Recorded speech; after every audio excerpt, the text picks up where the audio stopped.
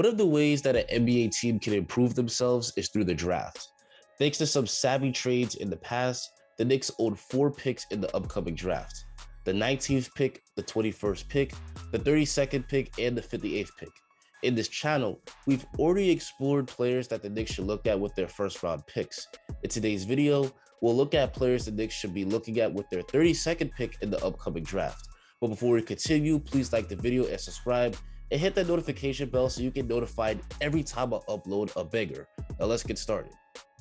Let's look at what type of players the Knicks should be looking for in the early second round. Thibodeau has stated that the Knicks are looking for wings and guys who can shoot. That makes a lot of sense. In today's perimeter-oriented NBA, you can never have enough outside shooting. The Knicks were a good three-point shooting team this year, but the three-point shooting fell apart in the playoffs. In the regular season, the Knicks as a team shot 39% from three. That percentage fell to 34% from three in the playoffs. Having a couple more snipers could definitely help this team. So let's do our best to search for wing players that can shoot with the 32nd pick. The first player I like for the Knicks with the 32nd pick is Trey Murphy III. Murphy is a 6'9" small forward out of Virginia. He's projected to get drafted anywhere from the late first round to the early second round. Trey Murphy definitely fits Thibodeau's criteria of a wing that can shoot. On the season, Murphy shot 43% from three on 5 attempts a game.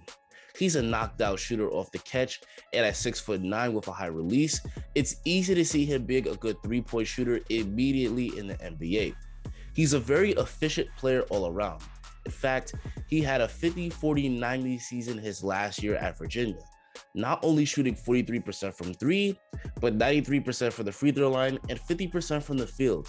The reason Murphy is so efficient is not just because he's a good three-point shooter, but because he knows his role on offense. He doesn't try to do too much, doesn't take a ton of difficult off-the-dribble shots. He mainly took high-quality shots within the flow of Virginia's offense. He's also a terrific finisher.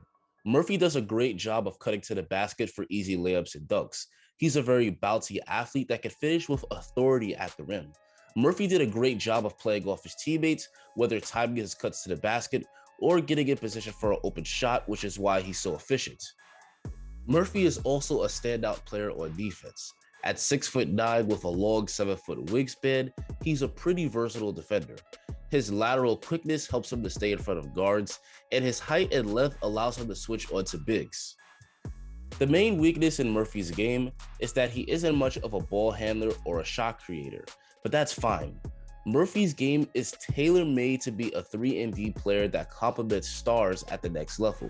He can easily be a Robert Covington kind of player. For the Knicks, Murphy should be a solid 3-and-D wing that comes off the bench and can eventually become a starter as he gains more experience.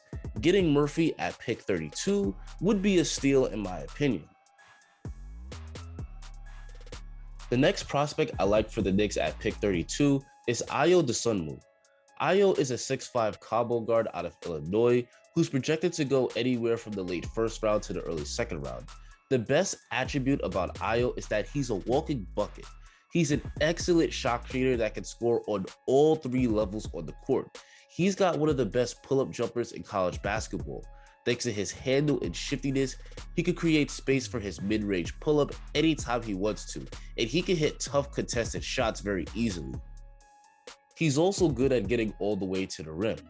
Thanks to his really nice layup package and sky-high 39-inch vertical, he could finish over help defenders at the rim with regularity.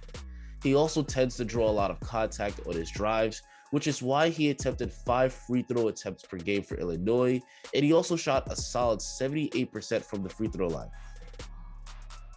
He's also deadly as an outside shooter, as he shot 39% from 3 in his last year at Illinois.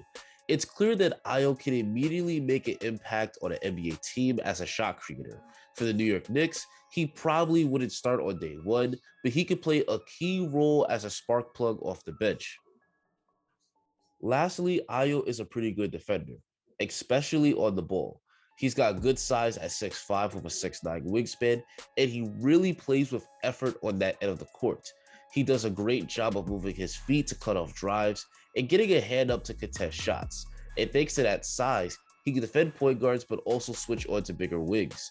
Because of what Ayo can do on both ends of the court, I think he would be a steal for the Knicks if still available at pick 32.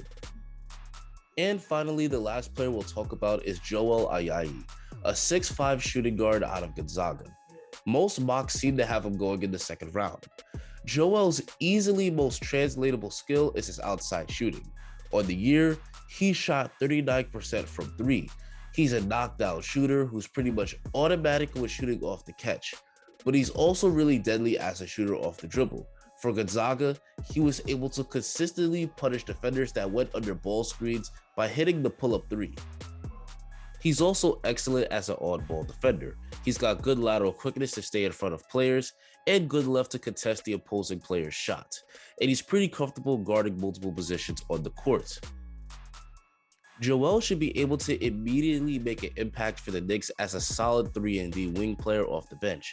And while he clearly has solid 3-and-D skills, he showed potential to do even more. On Gonzaga, he didn't do a ton of shot creation, but he flashed the ability to beat defenders off the dribble and score at the rim, and he also showed the ability to find his open teammates. If the Knicks were to develop him, he could probably turn into a solid secondary ball handler.